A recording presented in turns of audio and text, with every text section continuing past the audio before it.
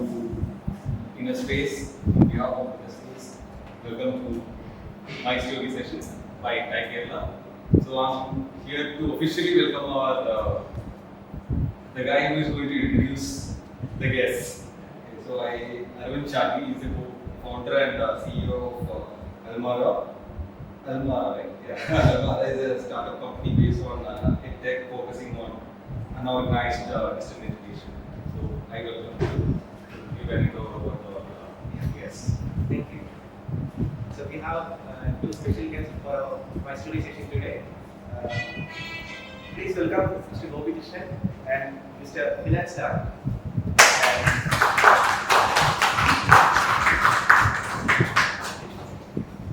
Mr. Gopikrishnan is a PR graduate from IIT Kharagpur who went on to complete MBA from IIM Bangalore.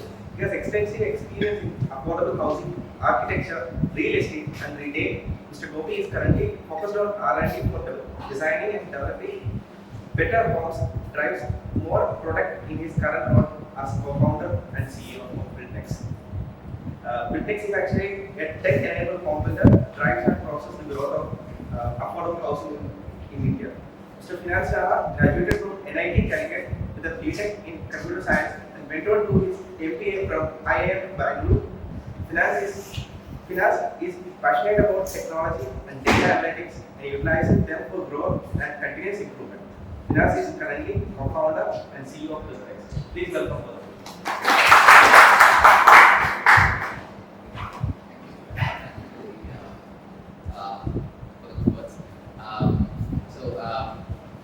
You told that we have to speak a little bit about how we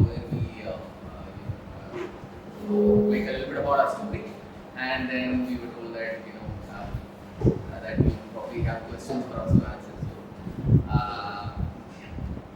So I come from Palakkad, so that's where I did my schooling, and then I wrote TiE, right? Because everyone else is probably writing TiE, I guess. So out of the options that whatever is available in my rank, one of the options that is available in a college of my choice was this BR. And so when I was asked, so I had no clue what this thing was about. I asked around what this thing was about. And at that time, my dad was telling me that it's probably like a great thing. There are like people like Lorry Baker and so yeah. At that point, okay, so it looks like there is something to do with this particular subject, and let's go and join this. And I happened to clear it. I happened to join there.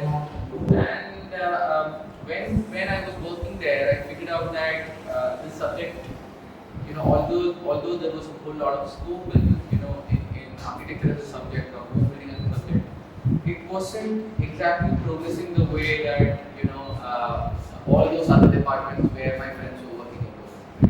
It didn't have any major change in the way that some of the works happened, at least in the Indian context. And then I did get some opportunity to understand how it was happening in various other parts of the world, how it was happening in the US, how it was happening in the UK, other parts of the world. And then I understood that this need not exactly be run the way that this business is currently run in this country. Right?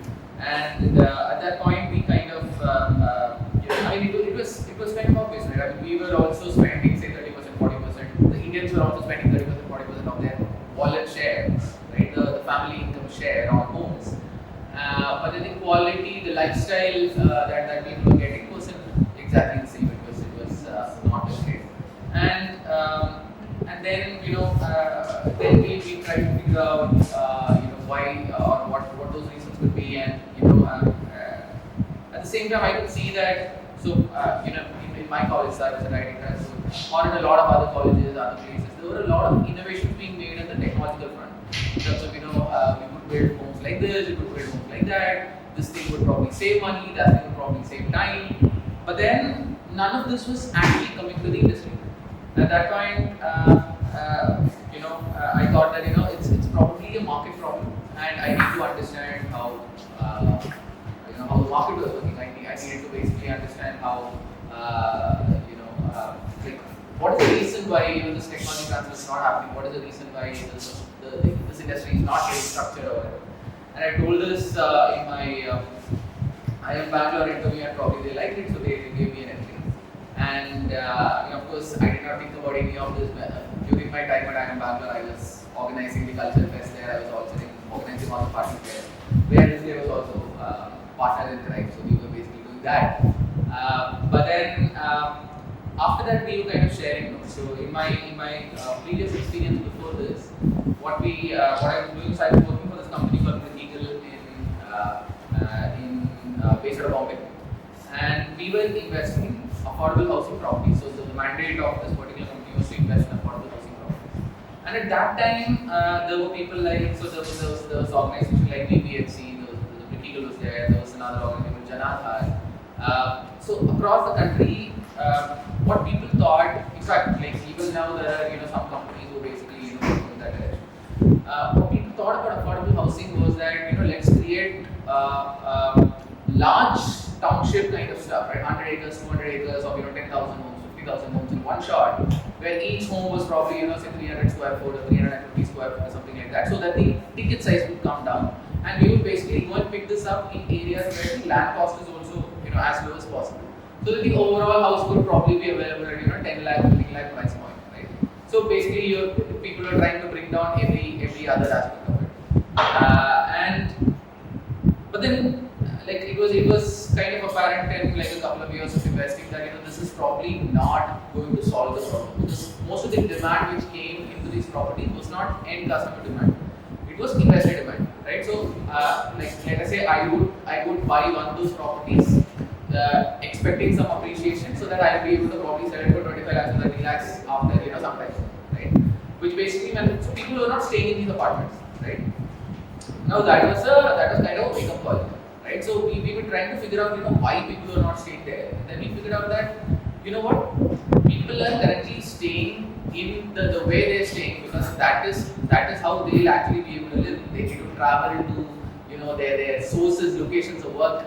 They need to basically have access. Those kids need access to like various kinds of schools, and a new school is probably not going to kind of make the cut. They need the infrastructure. They need all the other infrastructure also. They need hospitals. They need like every other infrastructure, whatever the government is actually making, or whatever the community is actually making, is required for life to happen. Which meant that only organic growth is actually possible. You cannot really create something inorganically and expect it to get populated unless and until the government is like investing very heavily and building a plant city or something like that. And like at that point we thought. So at that point, the entire housing problem was kind of coming to us, and it was kind of saying that there is a lot of inefficiency in this. How do we solve for this particular market, right?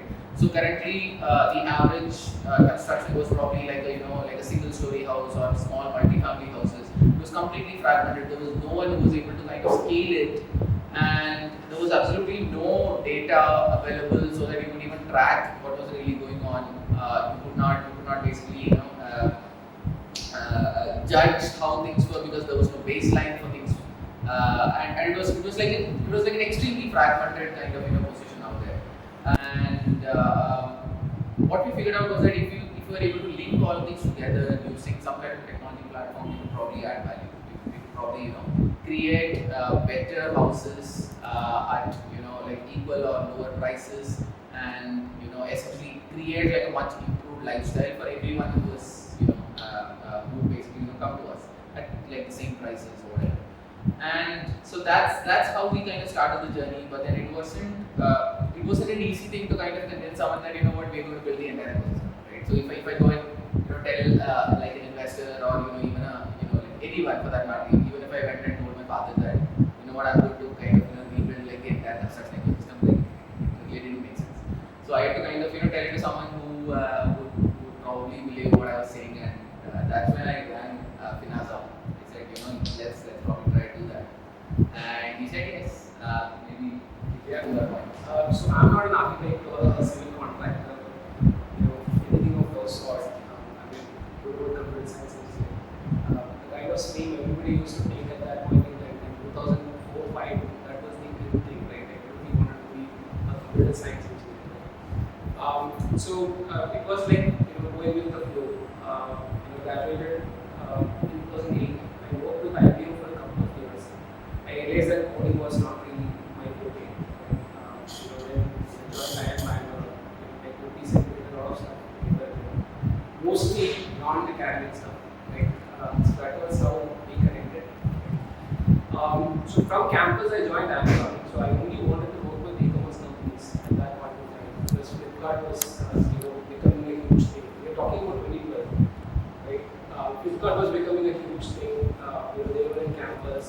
Amazon had just they were in India because their center was already in India, but they were about to start India operations. They were hiring heavily for launching India operations. So the idea was to get into one of these e-commerce companies, right, and understand how what kind of business was working. So I joined their analytics team. So the idea was to look at data on opportunities where you can save cost and time for Amazon's transportation. The first job I got was essentially to optimize North America transportation, where the home market is for Amazon. Then when India launched, kind of started looking at the same sort of challenges for India as well. And since around 2013 and 2014 time is when the India operation became really serious. So that was what I was doing, essentially looking at large quantities of data, trying to make some sort of see where are the improvement opportunities. So we started talking in 2015. We finally decided that there is an opportunity to use data and technology to improve a very age-old sector, right? So people started building homes, since the time we remember, right? Indus Valley civilization, we go back, people started building homes, but unfortunately, what has happened is that the home building as a process did not get those kind of efficiencies or productivity improvements, which you probably see in car manufacturing, right? Because the whole Toyota manufacturing concept came from car manufacturing that is being adopted to every other manufacturing process, right? People talk about Kaizen, Kanban, and all this stuff, right? But for a sector which started centuries ago, right? Home building as a process didn't see that kind of improvement as such, right? Then we started seeing companies like Canada, who are taking whole home building into factories, right? You see the news where complete homes were built in factories and they were taking large cranes, coming and assembling the whole stuff, right? The problem with solutions like that, especially for countries like India, where it's thickly populated, the home sizes are not that big, so you can't have very large infra movements within the country. So the solution was never there. So then we realized, okay, how do we use what is already being used by other sectors, the level of data which is available, or what can we copy from already established industries, right? So if it is already there, you don't need to reinvent the wheel, right? So we were trying to look at industries where improvements have already been made, and what can we adopt into this sector, right? So now things get interesting, right? So finally we decided in 2015 we'll launch BuildNext, right? We wanted to, we were very clear that we wanted to start in Kerala. There were a couple of reasons. One, Kerala has probably one of the highest per capita spend on the home as a product, right? And obviously we were both from Kerala, we kind of understood the market a bit well, right? So choice was not really there. We just decided that we'd start up in Kerala. And we went to Trivandrum, right? Because at that point in time, Kerala startup mission was available in starting Trivandrum. In fact, we called up people, and at that point, Kerala Startup Mission had this CEO was someone called Dr. Jessica Prasad. He convinced us to start up in Startup Mission in Trivandrum. So that's why we got set up. Exactly. So we took a 4-seater space there. In 2 months' time, we were 8 people sitting in 4 seats, and they kind of told us in the recommendation it's not allowed, right? So we took a small space just outside the Technopark in Trivandrum. We launched, so see, we always knew that data and technology can improve the space, right? Because there is no advent of data and technology in this sector. So anything we do using actual data should ideally improve the process, right? So we exactly didn't know how to do that. The go-to-market strategy was not really finalized, right? But we knew that there has to be improvement in design side, design phase and the build phase, so that you can have a holistic improvement in customer experience. Right? So just imagine if you were planning to buy a car, let's say a Maruti, or 6 lakh, 7 lakh car. Right? You go to any car dealership, right? You have the exact same experience, which is a set SOP. They'll explain the exact same things. They'll give you nice coffee, water. They'll call you sir, ma'am. Right? They'll explain everything about the product. They'll let you take a test drive. Right? And then they'll tell you this is the cost of it. If you add these features, this is the additional cost. Insurance is this much, loan is this, can I arrange the loan? And then when you finally come back, they deliver it's a celebration, they cut cake, you clap your hands and all that stuff, right? So very nice celebration. Yeah, so something to kind of add there, right? So now we talked about like having standardized showrooms. We talked about like the tea coffee or the cake or the celebration or whatever. So now these things, I mean, just by bringing in these things, you can't really create that same feeling, right? Because to basically be able to add these let us say cherry on the cake, you first need a very consistent product and you need a very consistent customer experience, right, of the product. So the reason why Maruti is able to do that is because one car of a particular model versus another car of a particular model is going to be 99.9% the same, right? The customer experience is going to be 99.9% the same. Unless and until that can be built, you can't build. You really can't kind of structure just some feel-good factors and expect customers to kind of have the same experience. Now this is very difficult in a customized product, and this is very difficult in a unstructured, let us say, fragmented market. And this was a customized product in a fragmented market, right? So that was precisely what we had to solve. Right. Yeah. So we have a very good customer experience, and product worth 5 lakh, 6 lakh rupees, right? I mean, even if you take a Mercedes, it's same, right? It will probably be a much better experience, right? So, but the moment when somebody start thinking about building their home, right? People already know. See, I need to budget probably 10 lakh extra, right? It might finish in 1 year, but let's expect another 3 months, right? There might be some quality issues. So in their brains, they're already wired to kind of compromise on those experiences, right? So our underlying premise was that why is it okay for customers to have a compromised experience in a product which is 10 times as costly as, let's say, a car, right? So that is that was a premise with which we started. Then we started thinking about how can we introduce tools into the ecosystem, which can kind of plan those customer experiences while creating those back-end products which we were talking about, create the consistent product quality or product experience which customers can get. Right? So that was the premise which we started with Next. The entire time frame from 2015 and 2022 has been nothing short of the ups and downs you probably hear from every startup company probably listen to. Right? Just to give you a very quick snapshot, 2015 we started, 2016 we had GST, demonetization, then we had GST, we had 2 years of floods, we had a couple of Nipah scares, right? And then we had 2 years of COVID, and we are in 2020, so that is 7 years. In fact, we've been so blessed that in Kerala there were these like a couple of floods, 3 floods. Now it's like land element. So we thought that let's go to like a new geography where we don't have all these flood problems and all that. So we were kind of looking at what Chennai and Hyderabad looks like, like 2 places where we can probably go. Let's go to Hyderabad. It looks like a nice market, and Finaz previous year Hyderabad. And the next year Hyderabad as well. So yeah. I think we take range with us everywhere. Yeah. Because I was last time. So it has been a kind of hectic experience or services. There is no overnight successes. We think we are still at day one. It just so happened that finally somebody kind of believed in the vision which we had in terms of giving that product experience for homes. So what we internally talk between ourselves is that you need to start looking at home as a product, right? So till now it is being consumed as a service, right? For example, you go to an architect,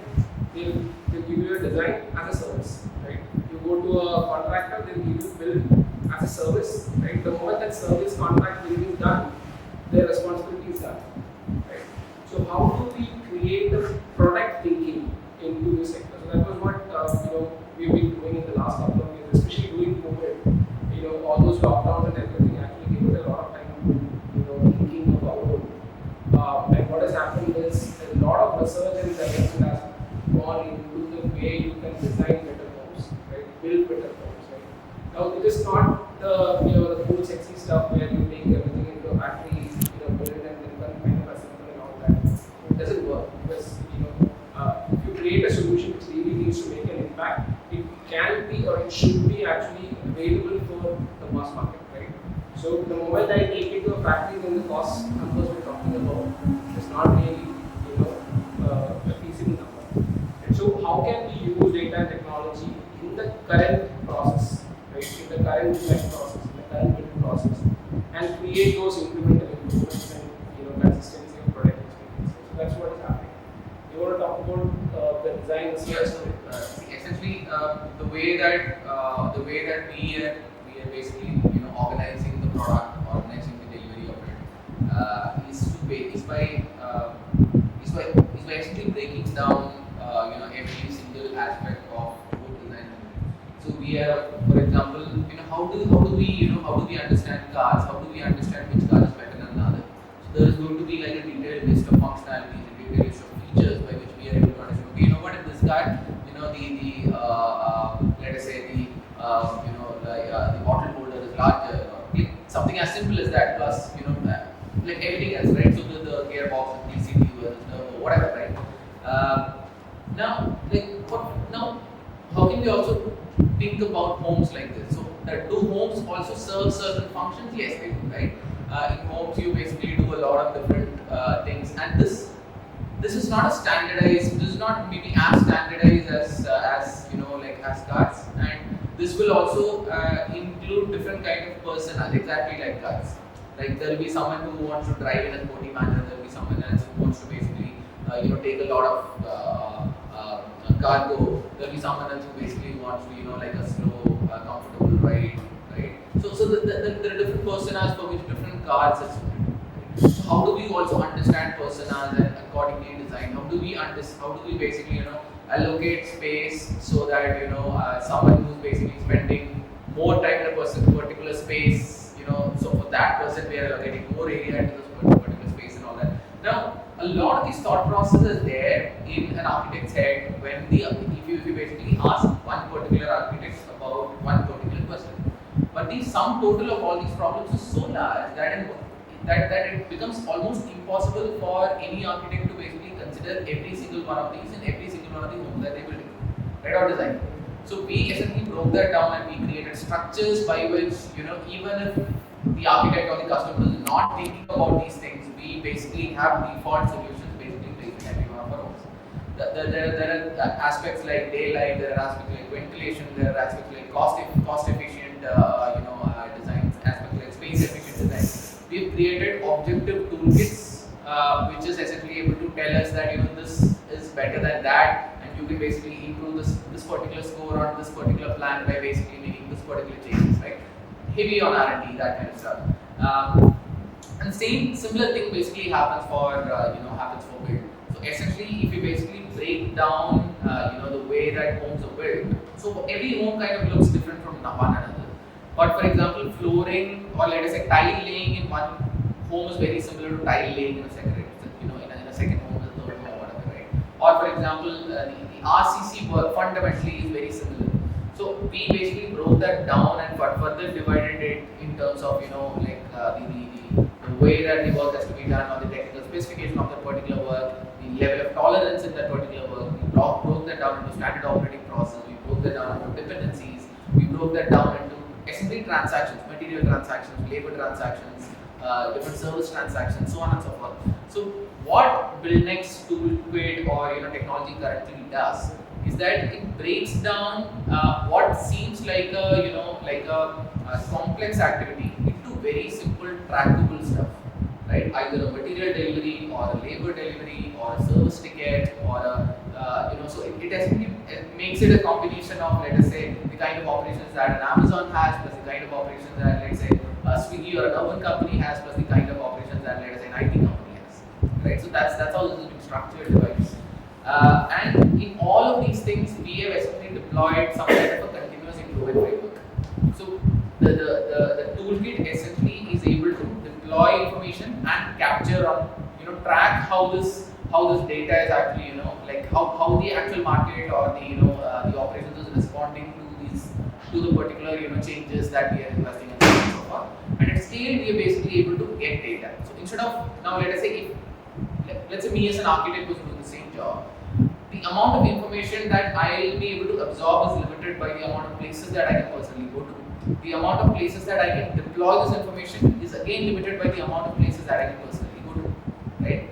So individual learning capacities and individual knowledge dissemination capacities are actually limited.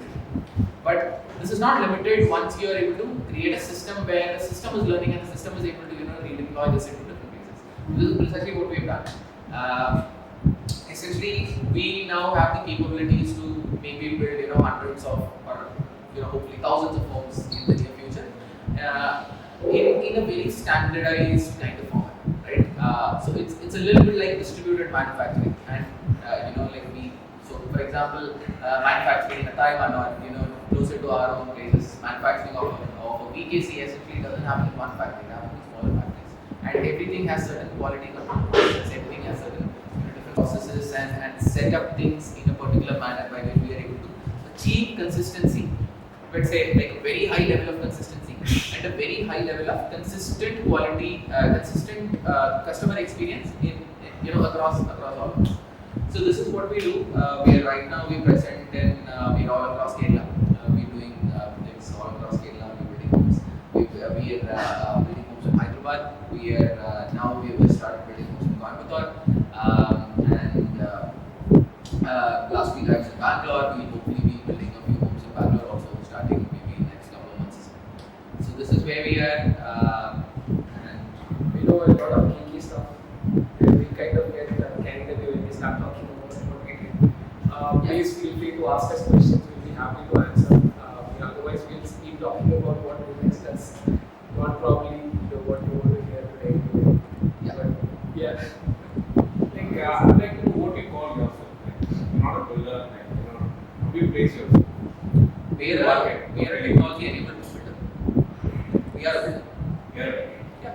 So the problem is for example, in India, developer and builder are intermediately used. Yeah, if I change all of it, like the architect is a contractor, is a mason, is a builder, is a. But if you look at advanced markets, developer is the person who is responsible for the land and the infra. The builder is actually the person who constructs the infrastructure.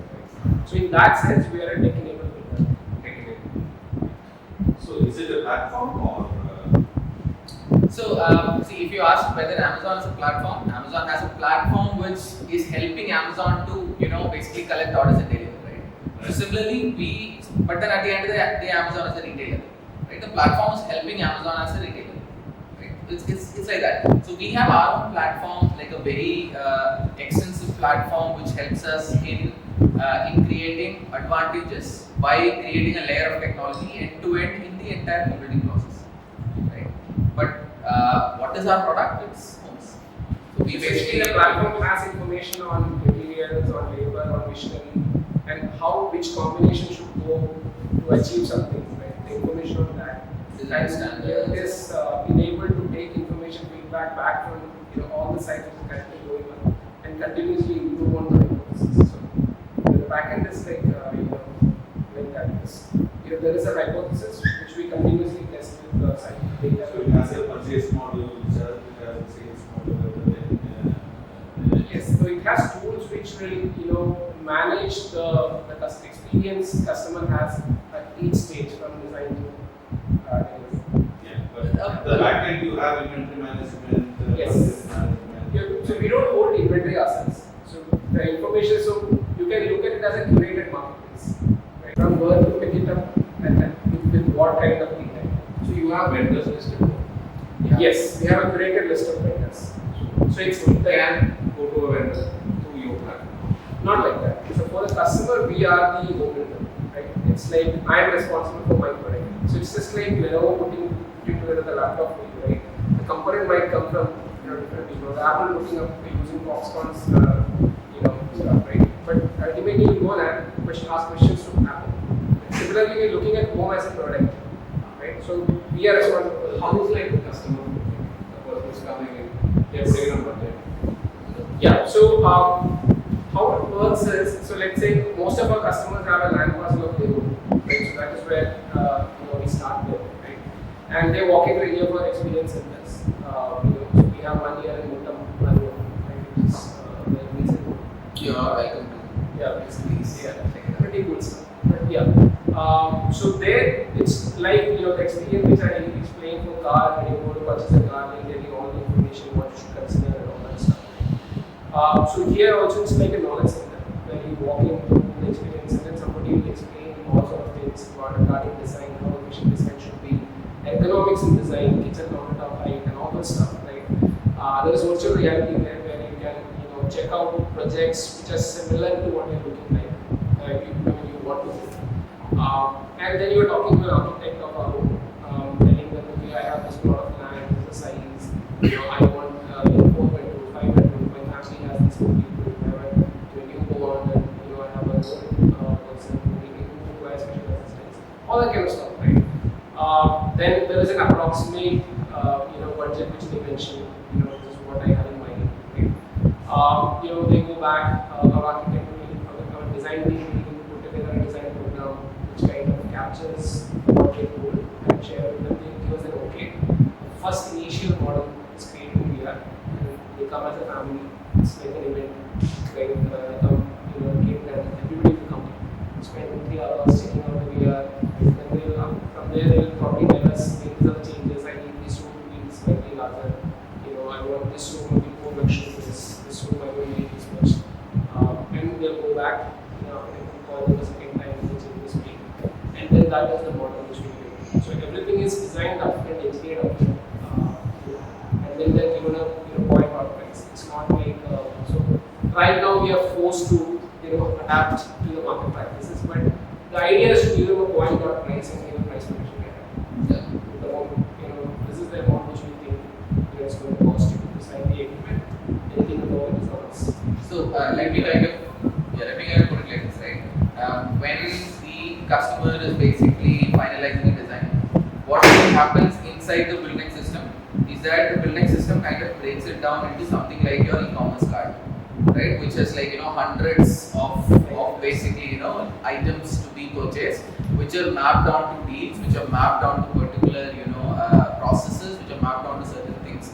All of which, most of which at least, has deals associated to it already in terms of when this has to be executed.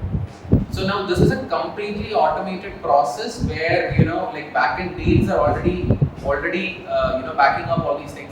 So the level of detail to which this kind of a system is able to cost is like it's virtually impossible. I mean even people who are basically bidding for let's say large projects today have to actually call up different vendors and see what is. I mean if you know how that process works in India, so they basically call up different vendors and ask what the price should be look like. They kind of understand which things are there, and then they have reasonable approximation on certain other things, and there are thumb rules on a lot of things, and that this is how pricing is done, right? And it is called an estimation. It's not even called costing, right?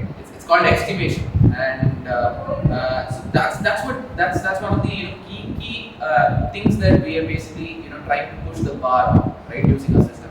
So we don't want anything which is like approximation, estimation like that. We basically want to reduce the tolerance. We want to increase the accuracy in every single one of these things, right? So reduce the tolerance in costing, reduce the tolerance in the timelines, reduce the tolerance in the order quantities or the logistics systems, reduce the tolerance in the wastage estimations of different things, right? For example, what is the room size at which, let us say, the tile wastage is minimum. So if you basically multiply it by the exact say let's say multiples of 60, then you're basically making something wrong because you also have grout lines and all that. So what is the exact? So but then you also can't make it say 316.5 mm size of a room, whatever, right? So So how do you basically structure this? How do you make those adjustments? How do you structure this properly? How do you deliver this properly? Now this is I'm just taking like a random example, which is probably like very obvious.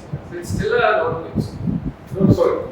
So it's still an ongoing process. Like we mentioned initially. So the system is designed to continuously improve. So we have a baseline now. That baseline is sent out to all the sites.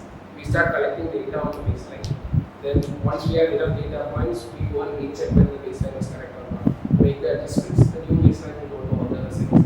There's of course like a research team who sits in the central office who's kind of continuously trying to see what other stuff is available in the market, what other stuff can we bring about, and which particular kind of activity right now has like the worst efficiency or highest percentage snag count. How do you basically break that down? How do you structure that process? This is the same thing that probably anyone in any manufacturing would otherwise do. I mean, this is no different from like any factory out there. But then because we have been able to create that system where we are able to get data from sites and where we are able to redeploy data back into that sites, we are able to kind of run it as if it's like a system of factory lines which are working together.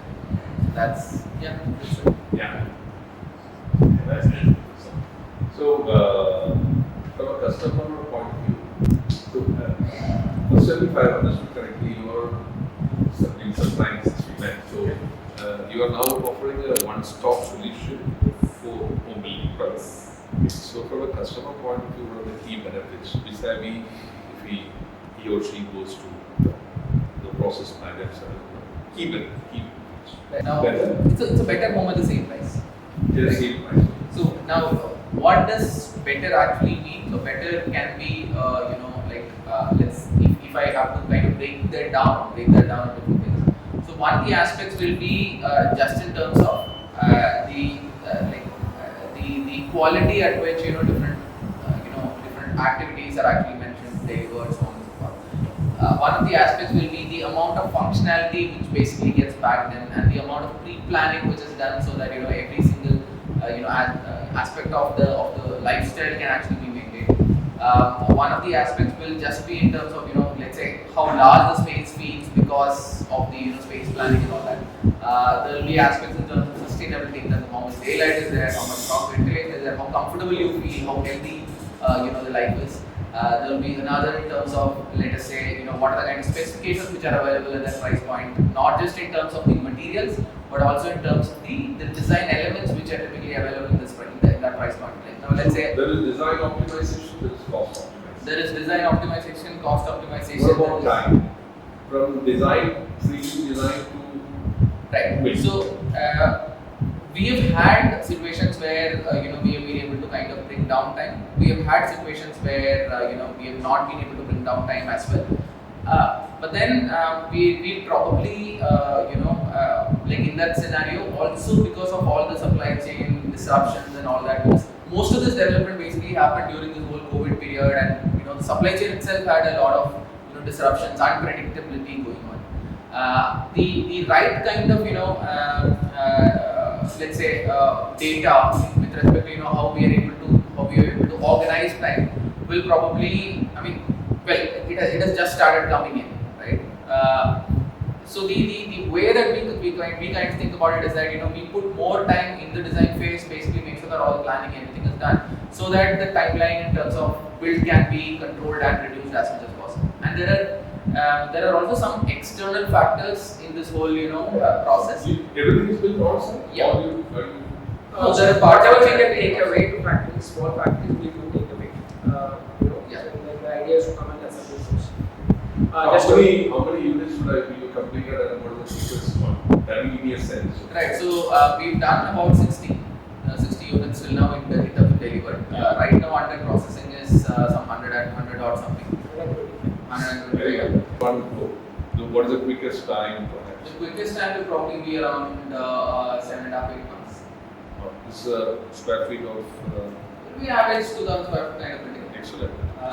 You came in 4 years. We are not really happy with that whole time itself. No, I said you came in 4 years too late. I'm still You struggling completing my goal. It's not done yet. It's a breakthrough. So we are not really, understand on time yet. So we have forced ourselves to look at time differently because now we are starting to include a clause in contract where we are liable to pay a penalty when we cross a particular time frame. So that's our way of basically making sure that we are pushed on it. Right? Otherwise, it's too easy because you're focusing on cost and quality. Yeah. But it's not that easy. But still, at least now we have a strong enough grasp on getting cost under control and quality under control. So we know exactly what. Yeah. So the way that right now our costing accuracy is like, well, I'll say near perfect, right? It's within like 2-3%. And the way that this entire thing started was we basically put it in our contract that any cost deviation due to anything unseen by BuildNext, right? Unless and until it's asked by the customer or due to like macro force majeure changes or something, will be borne by BuildNext. We won't charge that. We basically took that hit in multiple cases. But then every time we were bleeding, we would basically put in all the focus because we were not even funded at that point. Right? So it was our personal money we were going. And then the more we started seeing that, the more we started figuring out, okay, this is how we can fix this is how we can fix this, and that's why right now we basically have a system which is completely automated, which is able to cost into that. Just to add to the point regarding customer experience, how it is different, right? Since we start looking at home as a product, so our responsibility doesn't end with us handing over the product. It's also about moving on from once you've moved into the house, how can we help you? So in terms of AMCs, regular checkups, right? In terms of incrementality, To ensure that upgrade opportunities, because we have every data on what is going into that particular. most families grow, most requirements change. So how do New you technologies come. How do you make smart home ready? How do you make it electric charging ready? We call it future proof, right? So that's Every builder has their own systems they learn. What is different? You said you collect data from the site. So what's different in your system? How that system learns? I'm a builder. If I keep learning across maybe say 40 years of my lifetime or 50 years of my lifetime, and I'll probably die with it, right?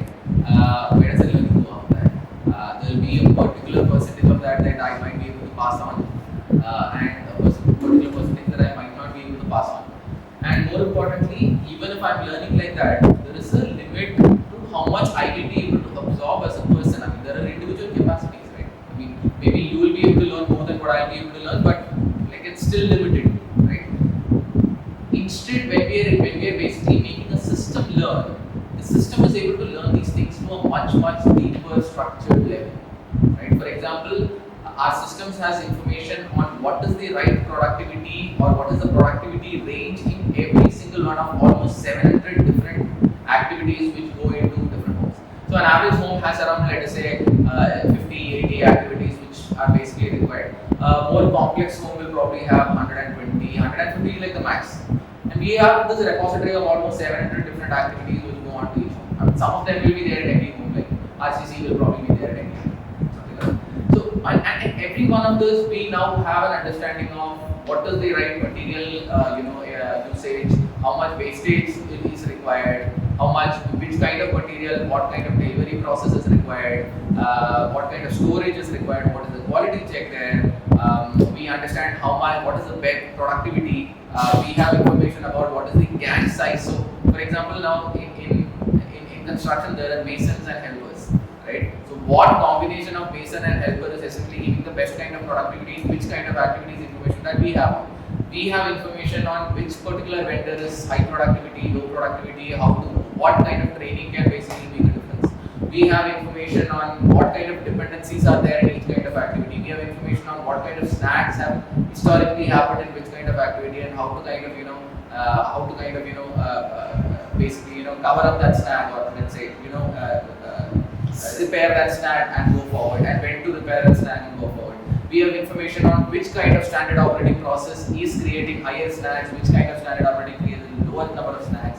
Which of these has, now there are, for example, there may be processes which is creating higher number of snags, but where all the snags are repairable. And there will be another process which is creating a lower number of snags, but where some of those snags are not repairable. And all of this information is not in my head. It is basically there in the system. And because it is there in the system, we are basically able to structure things in a much more organized manner where it is learning continuously.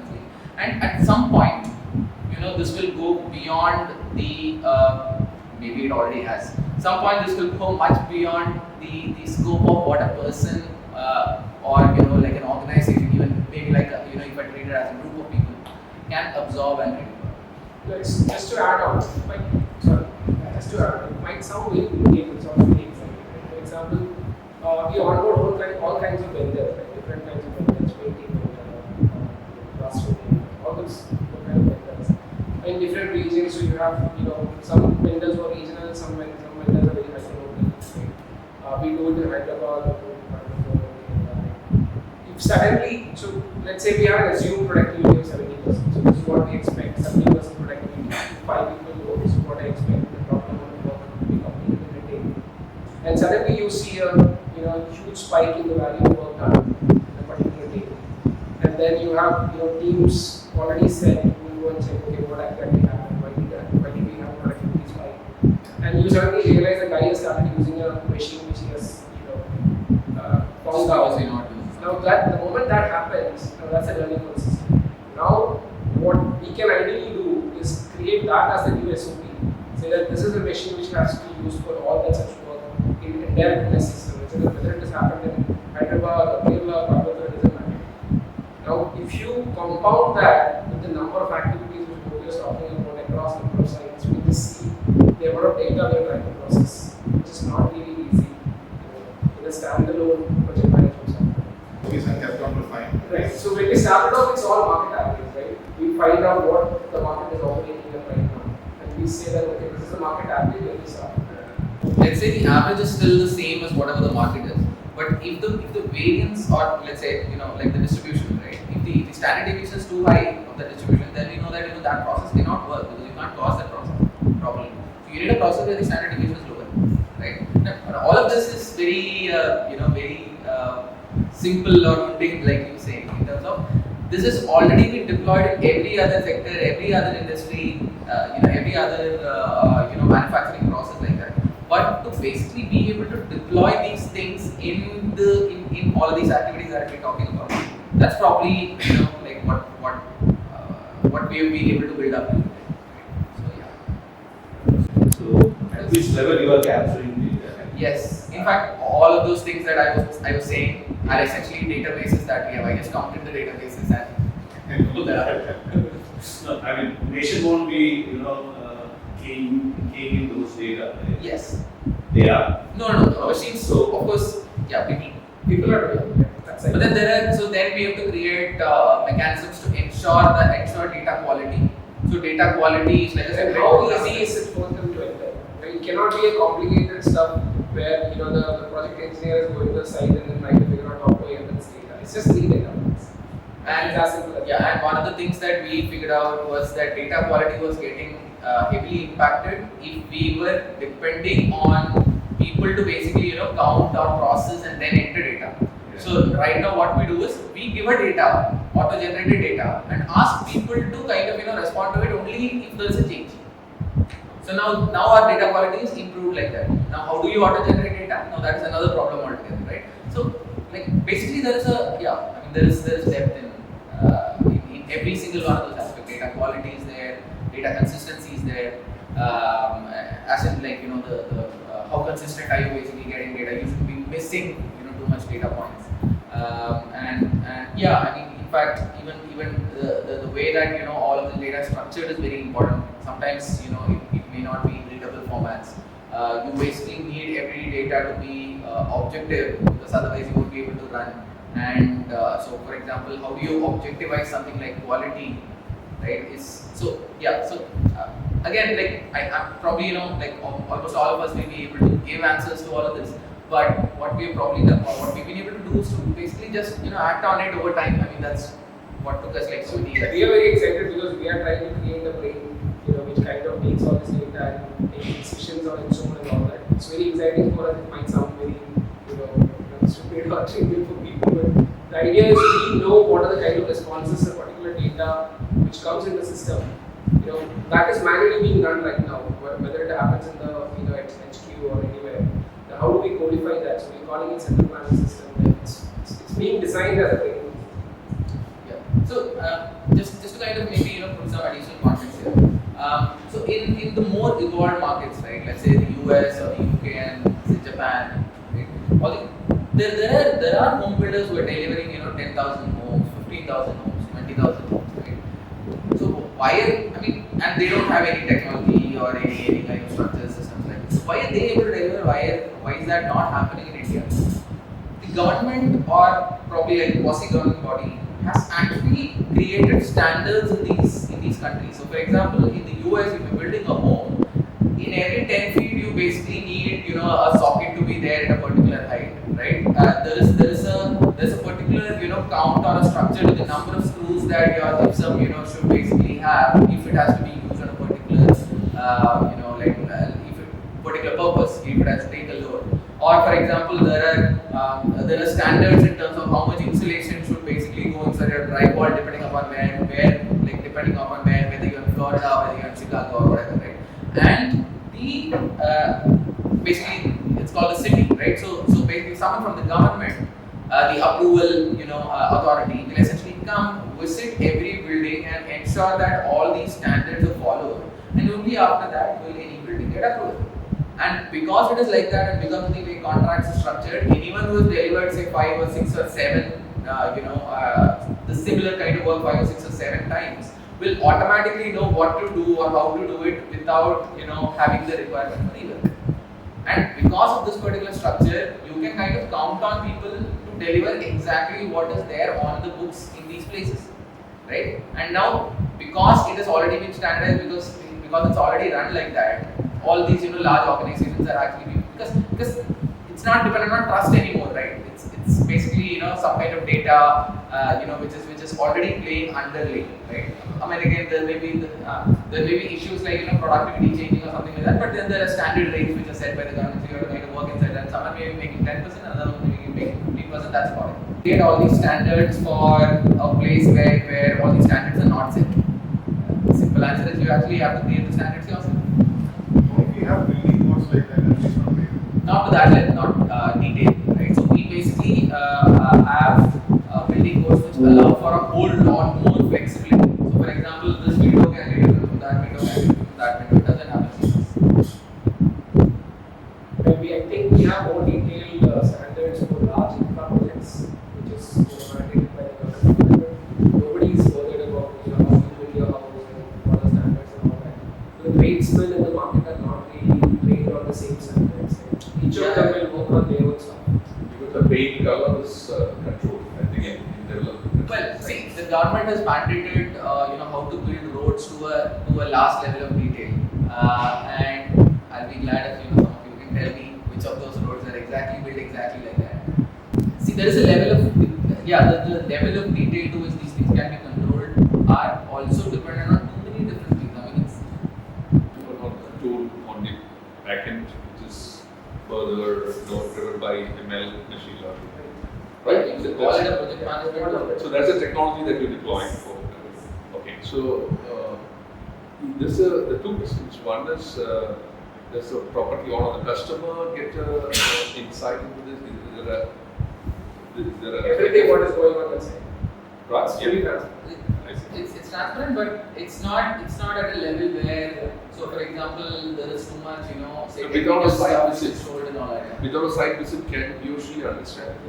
Can be addressed. So exactly what was delivered today, what branding, what quantity, how much is working, what sort of work. At what stage of the progress is happening? Right. Yeah. In certain cases, there is CCTV recognition as well, which we can. Thousands report the snacks. Even if there are snacks, it will be clear. It's transparent. Yeah, it's that It's not like hiding. If there is something happened, then you're hiding. It's all Payment notifications, bill of quantity itself is like auto generated. What kind of payment is there at the the site? customer can raise tickets, query, collaborations. Project progress, estimated delivery dates, stuff like that. How would purchase decisions like purchase have Yeah. engage in the process side and If like, customers particular choosing a tile or a particular pipe fitting? Right. It's possible. But then it's not completely flexible also, right? Yes, because you are the Till the build process starts, it's of course completely flexible, right? But once the build process starts, we have to put limitations on it because otherwise the entire thing will break down. The system will know when to place an order because the lead time is already fixed in the system. When to place the order, pick it up, time to take the delivery, when to send the intimation to the vendor who's going to actually come and So the moment that happens, then it is very difficult to change. But till then, there is obviously 100% customer choice. Okay, so speaking about technology, apart from this backend software, are you planning to deploy any technology on construction, 3D printing or something like that? See, 3D printing is a buzzword like that. Maybe parts of houses may be 3D printed. Maybe like the entire thing may not be or whatever. But it's just as far as we are concerned, that is like another mode of deployment of a particular process of a particular activity. Now, let's say instead of civil construction currently going on with this particular thing, there may be civil, like a 3D printing technology which may be applicable in certain sites. It may not be applicable in certain other sites, right? Even on top of this 3D printed house, you will still need your marble to basically follow it, right? So how does that happen? So we need to fix that as a separate standard. Maybe use separate products, right? So as far as we are concerned, like, the way that we have structured this is that one house is not one manufacturing process. It's a combination of a lot of manufacturing process coming together. One which is dependent on a previous process and another process which is dependent on this process, right? And the way that this manufacturing has happened, like any process can have multiple activities to deliver. Some of it which may have time advantages, some of it may have cost advantages, some of it may have quality advantages. And all of these options, or maybe like multiple one of these options, needs to be presented to different kind of customer bases and like different ones and in different geographies, right? So construction is all about CTQ, cost, time, and quality. So trade-off is always between these three. And CX. So and CX basically. And CX, customer experience. So if you are willing to take on more cost, you can have products which are lesser in time and higher in quality. Right? It's always a trade-off. this is not standardized, this is customized, right? All the products. Yes. See, technically this will be, let's say, mass customized.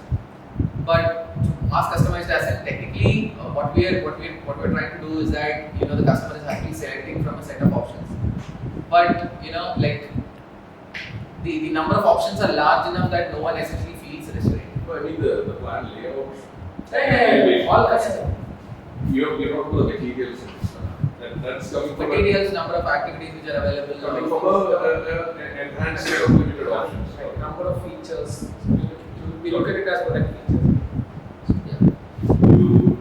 Customers here, even enterprise customers change their mind so fast. You are in a project, middle of the project changes. Yes. Now when you coming to a home consumer, this is an activity maybe once in a lifetime at home. So how do you manage that? Oh, I want it differently. So how will it affect your quality, process, cost? Have you faced the experiences like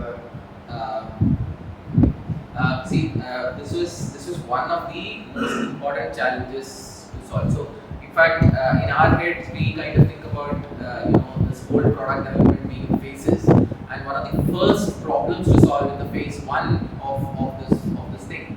I mean, like phase one had problems to solve, like how do I deliver the small quantity of material to retail sites. So at the same level was this problem, right? How do we control the number of changes that customers can actually come up with, especially once the design is built.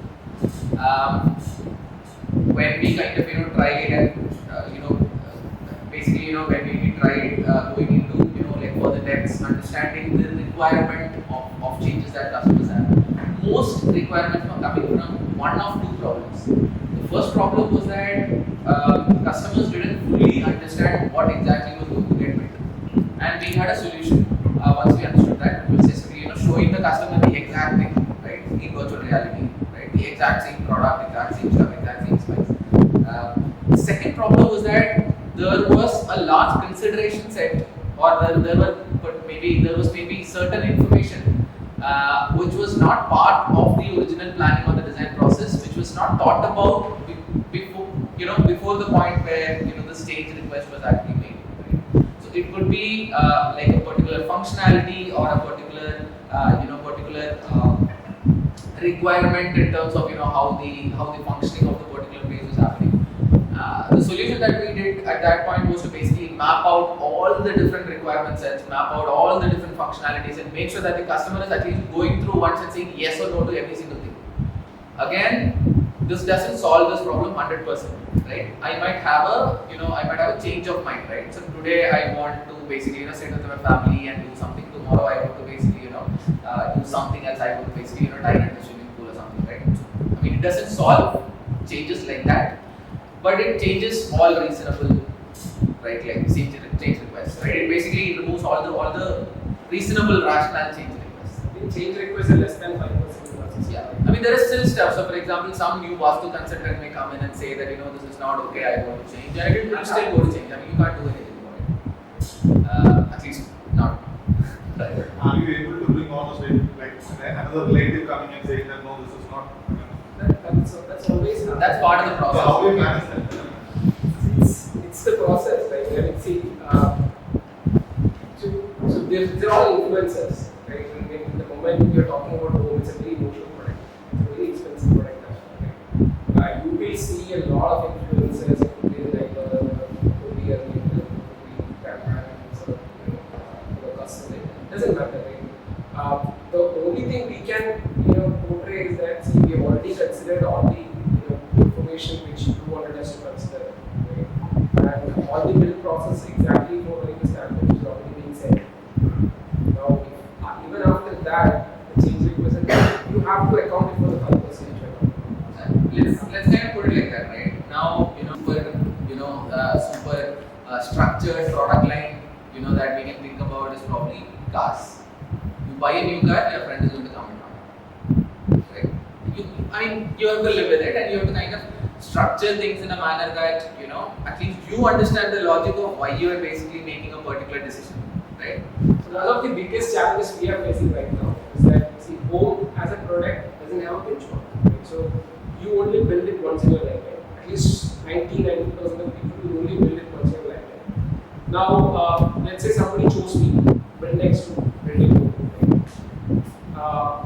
The customer is probably thinking this is the market standard.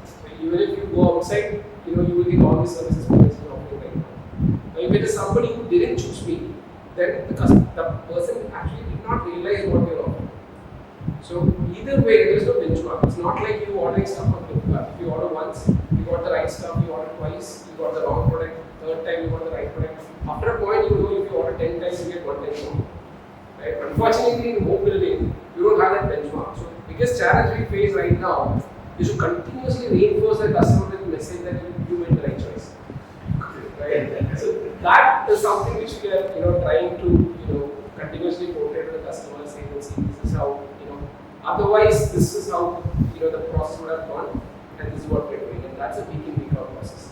And our CSAT scores are like that. Right? If customer will be extremely happy at some point in time, then a couple of days, a couple of labor is short, or suddenly the rating is at 3, 4, right? And then the next day a great progress of work happens, the rating on the same, right? So it's a very emotional product. So you have to have a fair understanding of what the customer is going through in terms of emotions, right? And try and manage those with like kind of reinforcements and reassurance. You can Google up why eating veggies is bad, and you'll probably get like 10 different results. You build only standalone houses or you build high-rise buildings? No, we are only doing low-rise construction. It may not be like a standalone building. We are right now also working with some developers as their design and build partner.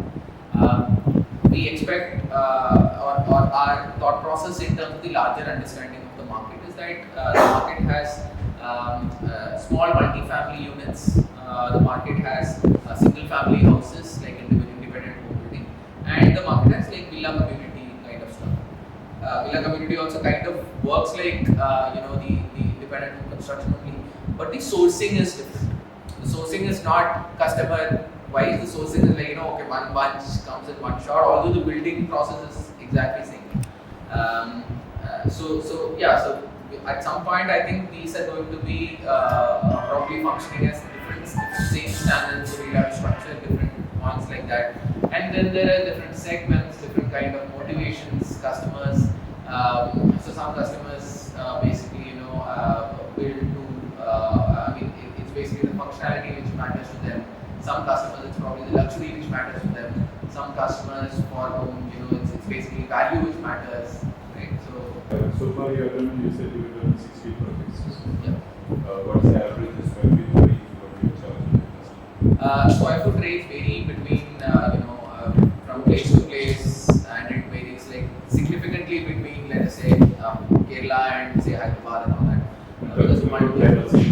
So in Kerala, again, if we look at like 2020 prices, they were probably at say 1,800 or something, which is the equivalent of, let us say 2,100 or something like that right now because of prices. And this is also dependent from location to location. So there is no Kerala price or Kochi price. The price in Parapalli Nagar will be higher than the price in Kakinad, which will be higher than the price in Bengaluru because of aggregate prices. So all this The source is closer. source of aggregates, source of the amount of retail logistics of cement, steel. The overall impact on project might be minimal, but usually what we do is we don't do per square feet rate, we do a per lot price. It's like 60 lakh, 550,000, 80,000. Square meter price. Segregate price, coordinating required, different stuff. Keeps us incentivized in terms of how much value we create. So when we said that we basically took the hit on when we exceeded costs, at least in our case we believe that if we are basically able to create better efficiencies, we should also be making profits from that. So the way we are structured is that we basically tell a price, and our prices are marked to the market, right? And marked to the market not in terms of the kind of quality that we are giving, but probably the kind of quality which is typically available at say 10-20% higher price, right? And at that price point, then we basically try to kind of savor that price point by creating the right quality, right practices, right stuff, right kind of tracking, right? So that's how we Worry is that I'm making a what kind of products you use, what You get fully transparent. about what is the contract, somebody will be during the building for this many You days. get full details of all that. I have a belief in under cement, somebody Right. So in our bill of quantities, the exact brand of cement will be given. You want Ultradent, you get Ultradent. You want Chettinad, you get Chettinad. Whatever you want. You are the brand of steel or the brand of this thing. You basically get a curing log. You basically get site application photographs. whether I have a choice, I can choose. Yes, of course. Not only the product, whether I have the choice to choose the contractor who is doing the civil. As far as the customer is concerned, like Next is a we are the builder. Experience setup.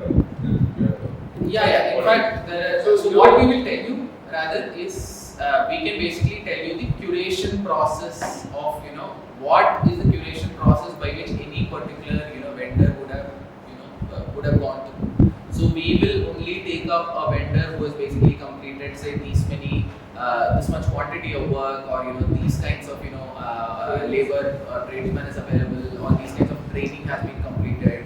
So that will be able to. So our starting point is usually vendors who have attended some sort of training done by some sort of manufacturer, right? So Ignan will have their own outreach program where they train the setup integration and all that.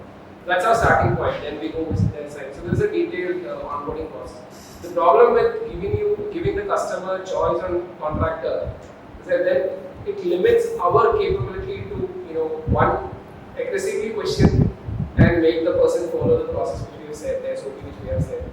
Okay, so then the power equation. There are also deployment problems. Then we won't be able to kind of work on the timeline that we are originally planning. But with respect to the material which have gone to the site, you can actually track on the app what was delivered. In fact, if we are basically changing a brand, then we will basically have specific approvals before changing any particular brand which is given in the bill of goods. That happens with the supply chain. So what's next for BuildNext? What's next for BuildNext, and how do you plan to do the same set of experience when you come to Hyderabad, Coimbatore, and how if you're expanding? Hyderabad Coimbatore experiences that are going to be pretty much similar only. That's not change. What's next for BuildNext? We keep improving it.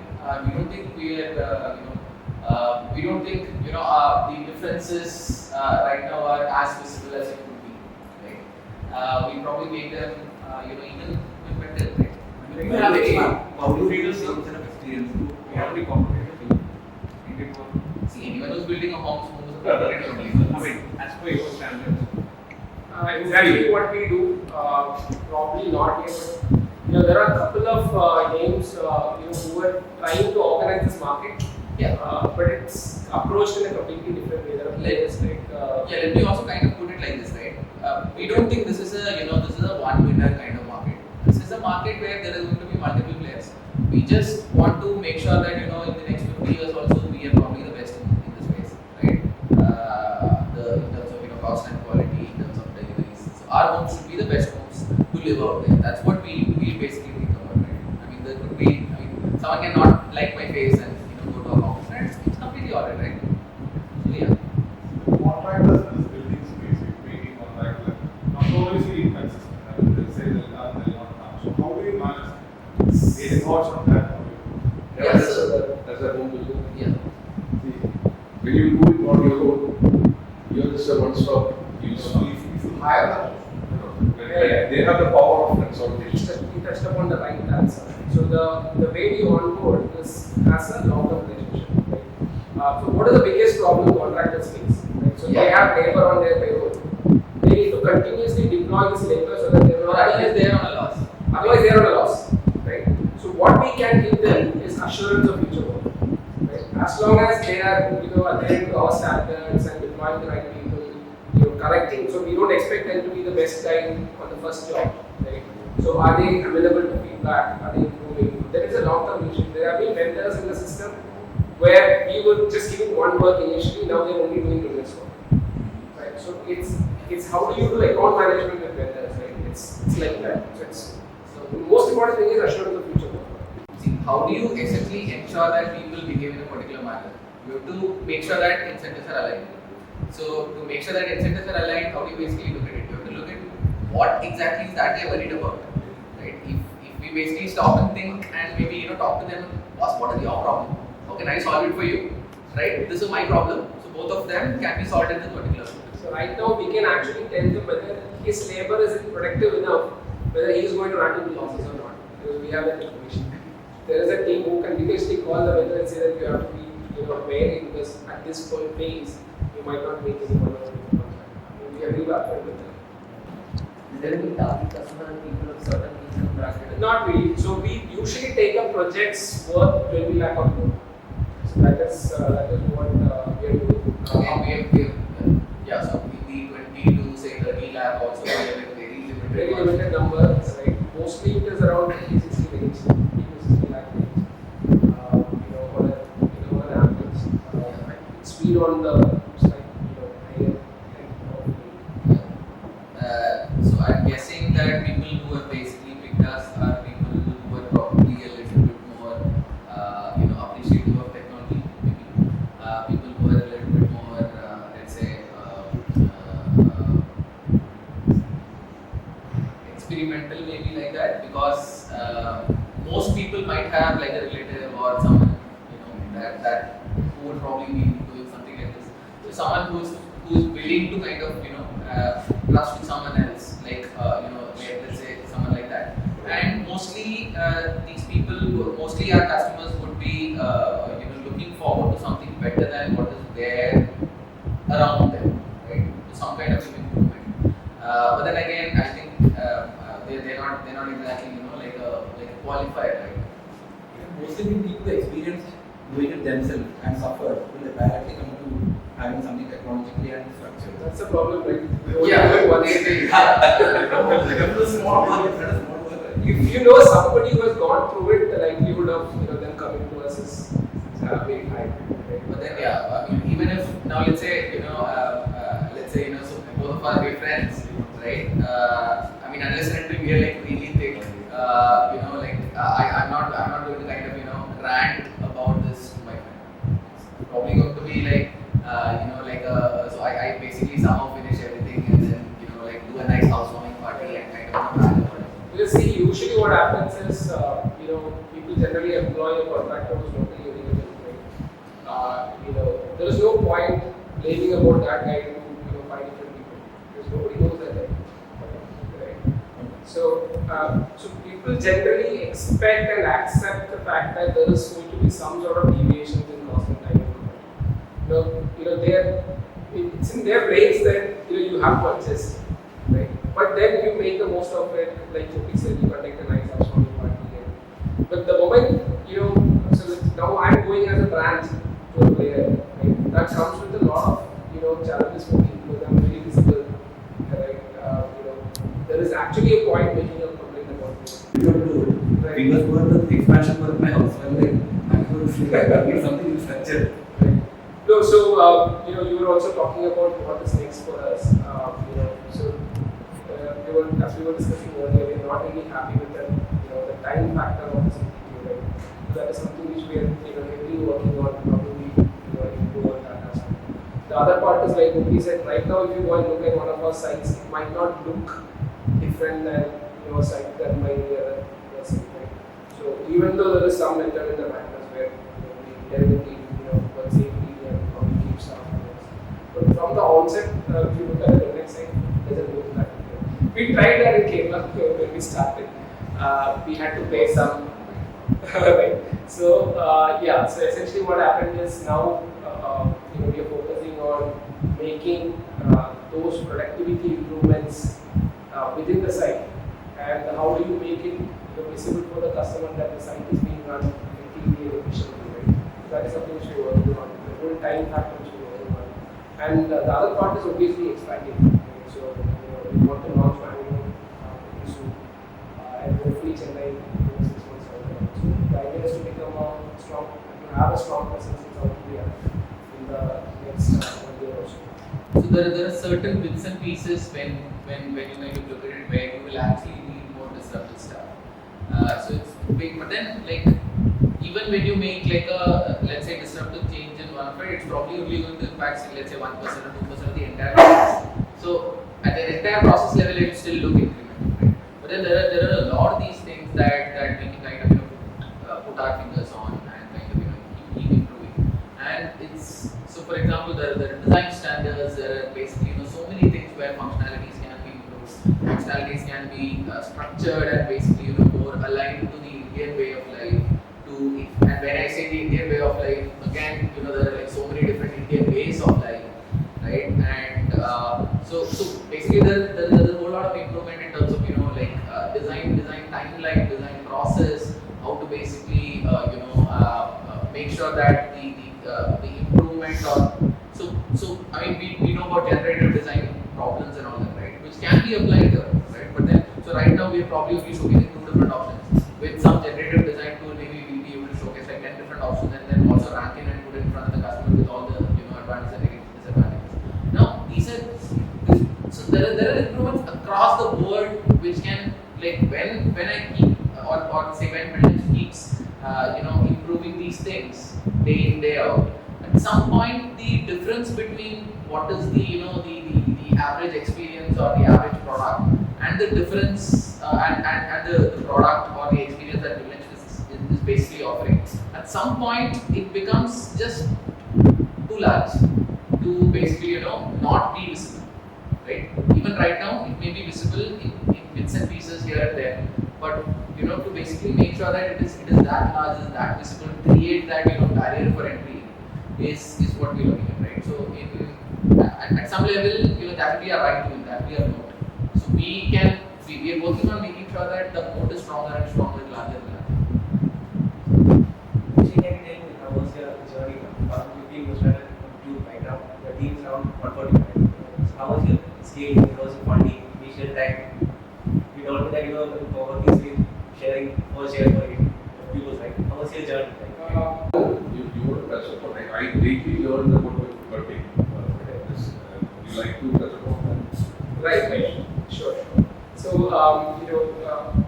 so when we started 2015, like we had discussed earlier, we knew that if you implement data technology in the right way, you can have a better customer experience anywhere. Right? Our initial thought process was that we will do it through current service providers. So we'll work with the builders in the market, we'll work with the designers in the market, so that the customer experience is improved. So that's how we started creating the marketplace, and the marketplace was not really a sample marketplace, but actually a lightweight project management tool, which we gave for free to the builders. So the idea was to essentially create like all these toolkits, all these systems. We thought that we could basically create these systems onto which we could onboard people. But then in India, I mean, it's very difficult to basically collect money for software and systems and stuff like that. So we thought that let's not charge them for that.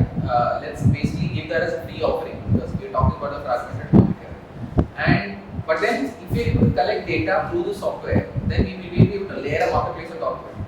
So we tried to run a marketplace parallelly. We tried to build the software parallelly.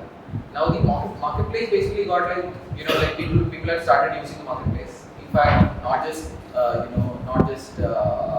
builders and contractors. We would have some end customers coming in. We would have developers coming in. Like everyone was trying to use the marketplace. Somehow people got the word that okay, there's a marketplace. Privately B2B, 90% of transactions. Yeah, but then there was this other part of the software which was supposedly the origination tool for the marketplace, right? So without the software, the story doesn't really work. There's no impact on CS. We just became another player. Right? So that's what happened. If the software was not working, now people actually started using the software, right? Contractors and builders and all these people they started using the software, but they were only using those features in the software which were useless to us. So this was basically being used as like an alternative for WhatsApp group or something like that, right? So we had random photo updates or random text messaging or something like that happening, but no proper data was coming. Like we did not get any idea of what purchase was really happening, what was required, what was being planned. We were not able to basically get any understanding of what kind of volumes of which particular things we can basically get so that we could plug things in. And then we basically started to figure out why this was. So then we figured out that there were two basic problems. The first basic problem was that the level of planning detail was too low in most cases because of various cash flow things or because of the customer relationship things, because of various other things. Construction will start even before there is probably like a fully developed like a plan, elevation and all that. Somehow construction had to start. And then this planning process would never really go to that extent or detail or complete. And there was also another fundamental reason to that. The reason was that now let's say we're talking about like a 100 crore project. Say 5% of it is spent towards designing and project management and all. That's still 5 crores, which is a large enough sum. So in 5 crores you can basically keep architects and project managers to basically handle this entire thing. Now let's say you're building a 50 lakh house. 5% of 50 lakh is what? Like 2.5 lakhs. For 2.5 lakhs, you can't afford an architect for 12 months, right? Unless and until the architects with 2 junior or whatever. So how do you basically then create a project plan? It was obviously not being created, right? And there was no single kind of solution to this, right? So this was the first problem. The second kind of problem was that fundamentally this kind of opacity or this kind of cost escalation which was basically happening, or this kind of unplanned nature of the way that these workings were actually happening was what was actually resulting in profitability of most of the contractors or builders out there. I won't say all, most of them, right? So basically these escalations were like the sources of additional margins, right? And most people wouldn't even want to be, like that transparent or transparent beyond a point to the customer. Basically, even the amount of design detail which could go, extension on the first point wasn't really great. So now both of these problems were too rooted or too behavioral to ever be solved, right? Nothing that we could do was essentially going to solve these things at scale, right? And then we figured out that okay, the solution is probably not to give this to like contractors or builders or anyone. The ecosystem is probably too broken for people to pick it up, at least at this point. It may not be maybe 10 years from today or 5 years from today. And at that point, maybe we'll have an opportunity to maybe give it up to other people and have people picking something like that up. But yeah, so that's when we figured this out. We tried to do a few pilots. We basically had our share of mistakes, had our share of experiences. We basically went about in the market. We learned everything the tough way. We basically got our hands dirty with all kinds of different stuff. We basically tried to figure out how do we structure every single thing. We tried things in. We're talking about hundreds of different kinds of activities, hundreds of different market practices. Right? Yeah. So how do I manage the expenses? Now, staff, right? So you have to. Yeah, so marketplace model was working. So we were actually surviving. We got a little bit of money for that. Trade which was happening. 2019 is actually when we decided that we'll back in the whole toolkit. So the PR was created, right? We also raised some funds. We also, I mean, it was, we won't say that we were completely unfunded. We raised some angel funds as well. Okay. Which year? So we raised a little bit of money in 2016, which continued to 2017, which continued to 2018, which continued to 2021, which continued to 2022. So, See. yeah. Designer Google design showed you in a lady or a 360, right? Not everybody gets a real sense of space and a plan, right? So that's why suddenly some NRI will come down and then see the logo. So, oh, no, it's not what I meant. Let's break this down. So it's very common, right? So that's what we wanted to avoid with the VR. So we kind of pitched it as a tool for architects. Some also picked it up and put it in. 2019 we kind of packaged the whole thing. We said to a couple of pilot customers, we'll show you everything before we build in VR. We'll give you a project management app, you can track everything. They obviously bought it. Pilot went very well, deep very like crazy. But customer experience was good. Then we suddenly realized that is the way to go forward.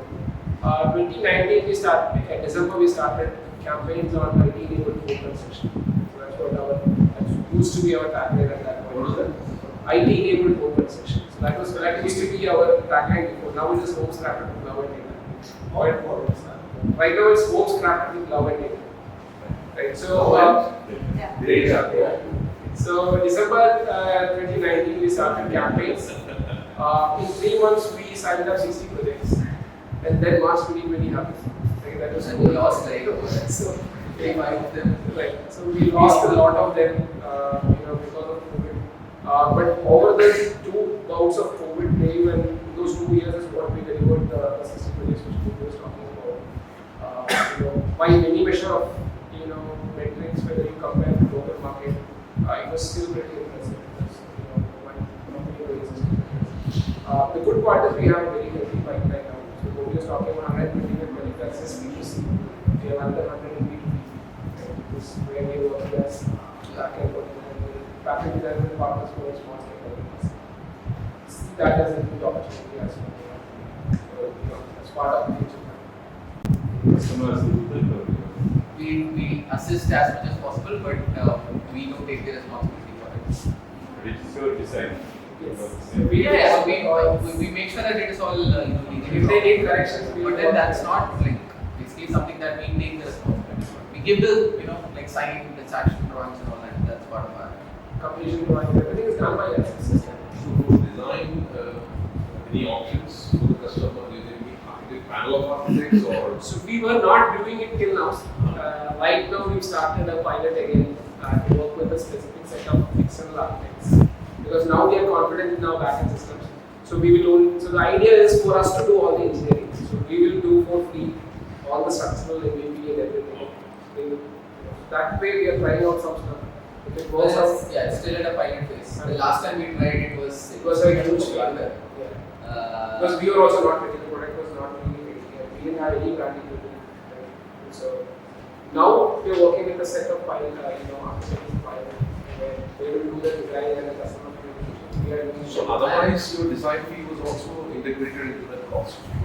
in certain projects it is, in certain projects it's set differently. It depends on the size and the requirements. You are restricting yourself to home or you are entering commercial space? We're not restricting ourselves to anything. We're just focusing on one thing at a time. We are also doing some commercials. But our focus is on this. So what percentage of your time and resources goes into building the system and what goes into doing the stuff and activity? Right. So if we basically look at it from a team size perspective, about half of our team was basically into some so at least half of the entire man-hour spent is basically towards some kind of processing. That includes tech.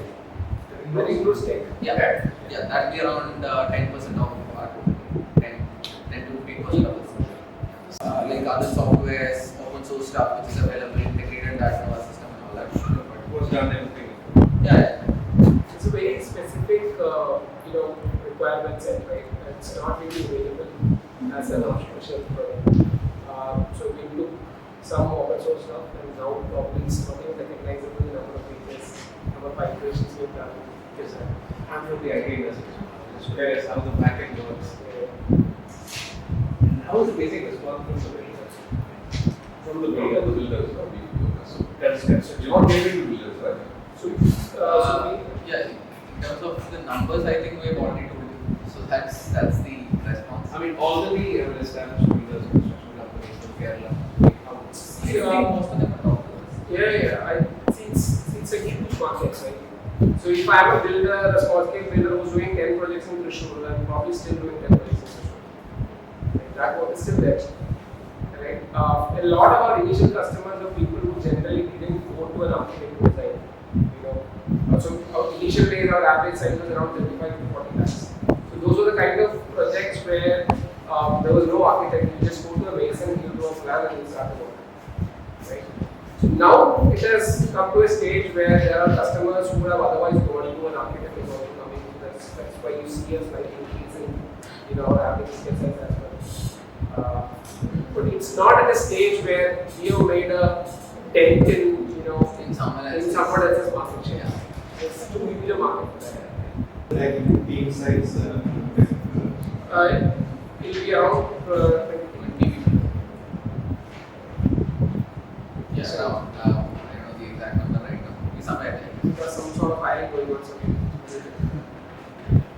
One new thing that I learned was the types of market demand you have mentioned. So one was the end customer demand and the investor demand. So usually, could you elaborate more on that in your journey? Not about BuildNext, but your brainstorm. Okay. So see, when these large apartment complexes were being built, we were tracking who was actually buying these houses, right? Is someone buying to actually stay there, or is someone buying that's an investment? So in a healthy kind of project, you will see that there is a healthy mix of both. So you will have some investors who are buying it maybe to either give on rent or to just keep it, hold it for some time and then sell it later or something like that. Maybe as a retirement portfolio or what. So that will be an investor demand. And then there will be some people who are buying to actually live there. If the number of people who are buying to actually live there is too small, then it means that this project has, it's not currently satisfying any kind of demand. Or right, there is not enough demand for this project, at least in today's scenario. Doesn't mean that it won't ever be there. But when you see that pattern consistently happening across, large thing, and when you see that, when you try to understand what the reasons are, and when you basically go into it and figure out that it's probably not reasons which are going to be solved in the next 5 years or 10 years. Right? Then you understand that this is probably not the right kind of solution. Right? Product market fit, product competitor, right? Future, but customers in the present would want it. Maybe that's one way to talk about it. But again, see the case with this particular scenario is it didn't even appear like product of the future, right? A product of the future would essentially mean that it is maybe some kind of a behavioral change. If that happens, then this will start becoming a behavior. But this was not related to a behavioral change, right? This was related to too many other factors which were not all going to be solved in one shot. Another question. So why do you actually try to make homes less than try building homes faster? In the sense, you said the fastest house that you built was in 7 to 8 months. Right. So, I understand. So, that one year comes from. Yeah. In most of our customer base, at least, the primary source of funds for home building is essentially a home loan. It's a home loan, or an equivalent, right?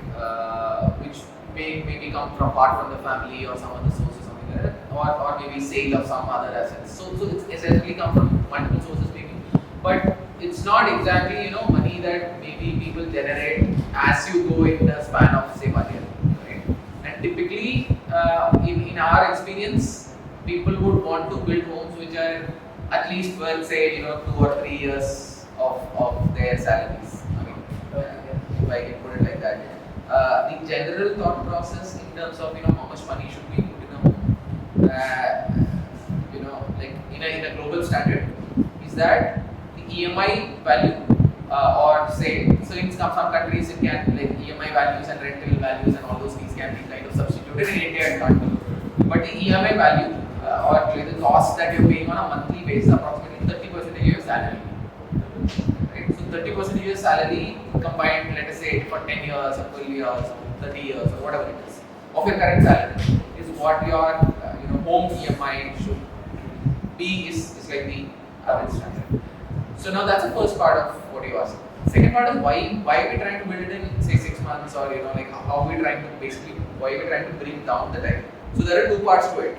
One, what we don't understand, what the average market doesn't understand about home building is the amount of losses that a home builder will have for every additional month is much more than the amount of losses that anyone else in the whole system will have, including the customer.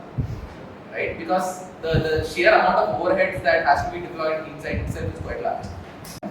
The second thing is that even if we don't care about the home builder, customer himself or herself is essentially kind of giving up on an opportunity cost for every extra month. Right? The third point is chances of material price escalations, or chances of macro changes are also higher. The more you kind of, I mean, it probably doesn't matter between 8 months and 10 months, but you get the idea. So the amount of variables that you are kind of exposing yourselves to is higher. The lesser it is, the better. So you can't think of a reason why it should be. Why should we are not exactly very good at that. So we may probably not want to comment too much on it. In terms of what we do right now, well, we have like a few Facebook, Instagram pages and stuff like that. All the growth we have in life, it's all the same Facebook campaigns. Yeah, or some of those basically come from some other customer.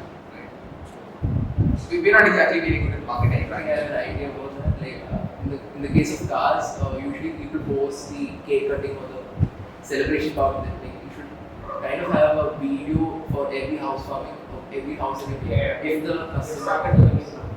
yeah, things like that. So, Generally, the idea is to get into customers' mind in the earliest time in the path of purchase. Right? So, the moment they start thinking about building a home, as early as I can reach to that customer is where I am doing. So, we're looking at various stuff on how to do it. Right now, we're getting lucky because people are clicking on Facebook campaigns.